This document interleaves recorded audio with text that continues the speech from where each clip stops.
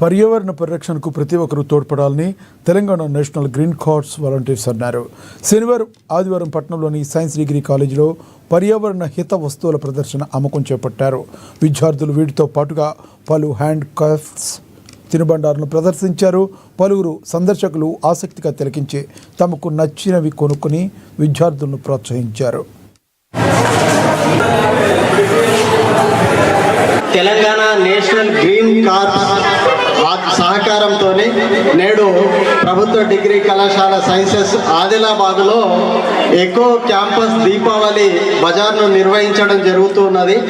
So ఇది మా principal doctor J సంగీత గారు మరియు ఎకో క్లబ్ కోఆర్డినేటర్ అష్రఫ్ అలీల యొక్క ఆధ్వర్యంలో ఈ ఎకో క్లబ్ తర్వాత ఎకో బజార్ ఏదైతే ఉందో పెద్ద ఎత్తున నిర్వహించడం జరుగుతున్నది. ఇందులో విద్యార్థులు వాళ్ళు హ్యాండీక్రాఫ్ట్స్ కానీ తర్వాత ఇతర ఆహార పదార్థాలు కానీ తీసుకొని రావడం జరిగింది. అట్లాగే ఈ ఎకో ఫ్రెండ్లీ మోడల్ నర్సరీది తెలుగు డిపార్ట్మెంట్ ఆధ్వర్యంలో దీన్ని నిర్వహించడం జరుగుతున్నది.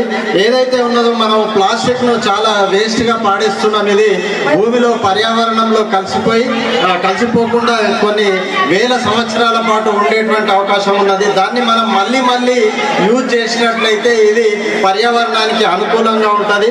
కాబట్టి ఇట్లా పాడేసేటువంటి ప్లాస్టిక్లలో మనం మట్టి నింపి విత్తనాలు వేస్తే ఇవి మొక్కలుగా ఎదుగుతాయి. ఈ మొక్కల్ని మనం నాటి పర్యావరణాన్ని రక్షించవచ్చు.